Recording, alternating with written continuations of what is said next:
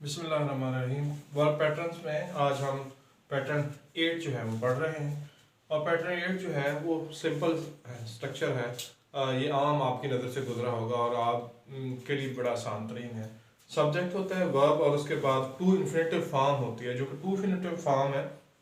बज़ाहिर जो है ये वर्ब की तरह नज़र आती है, लेकिन बेसिकली ये वर्ब होती नहीं है, ये वर्बल होती है। तो वर्बल्स में इन्फिनेटिव, जेरेंट, ठीक है जी, और जो है पार्टिसिपल ये आते हैं। आपको पता है, हमने ग्रामर में पढ़ा था। तो टू इन्फिनेटिव फॉर्म जो है वो as a object of the verb जो है यहाँ पे एक्ट कर रही होती है। तो हम देखते हैं जी कि आज का स्ट्रक्चर किस तरह है, एग्जांपल्स को जरा देख के। जी पहली एग्जांपल है शी वांट्स, ये सब्जेक्ट है, ये वर्ब है, और टू गो जो है ये ऑब्जेक्ट ऑफ द वर्ब है। यानी वांट्स का जो ऑब्जेक्ट है वो टू गो है। बज़ाहिर तो देखें टू गो जो है वो इन्फिनेटिव है, और अगर थोड़ा सा बेध्यानी से काम लिया जाए तो हम कहेंगे ये वर्ब है, हालांकि वर्बल है, वर्ब नहीं है।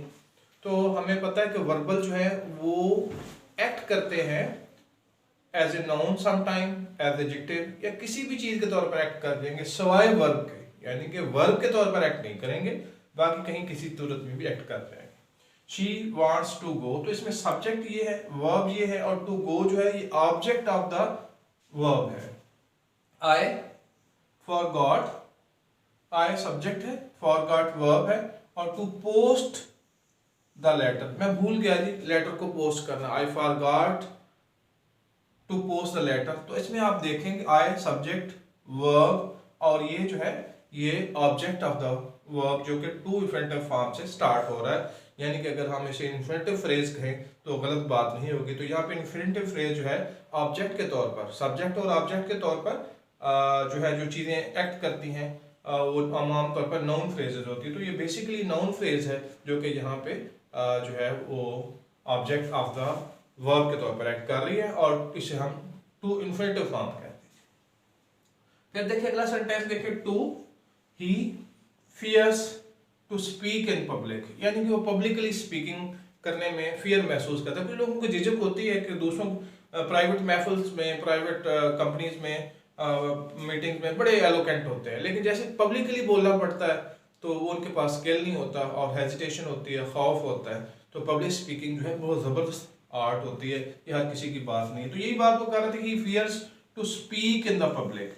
यहाँ पे to speak in the public जो है ये इन्फिनेटिव फ्रेज है, और इन्फिनेटिव है, और जो कि ऑब्जेक्ट है फियर्स का।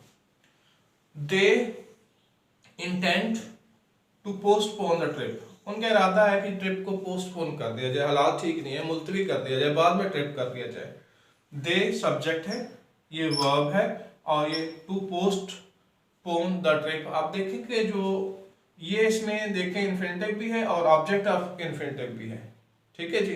तो लिहाजा ये पूरी चीज जो है ये ऑब्जेक्ट के तौर पर एक्ट हो रही है वर्ब के। यही हमारा आज का स्ट्रक्चर था जी। अगले सेंटेंस को देखिए, Ramzan proposes to go into business.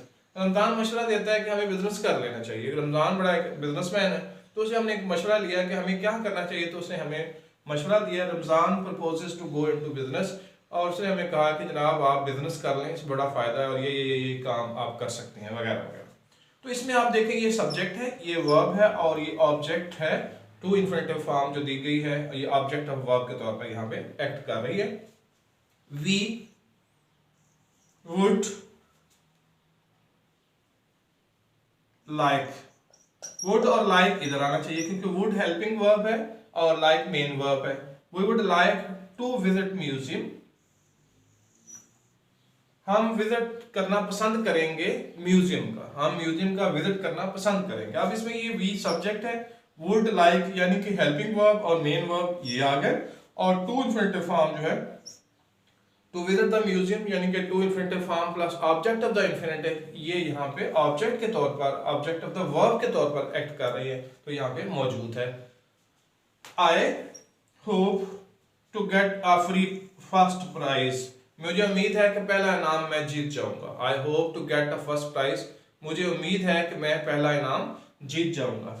I subject है, होप वर्ब है, और to get a first prize जो है वो यहाँ पे टू इन्फिनेटिव फॉर्म से स्टार्ट हो रहा है और फिर उसका अपना ऑब्जेक्ट भी मौजूद है। तो ये सारी की सारी फ्रेज जो है वो as object of the verb जो है एक्ट कर रही है।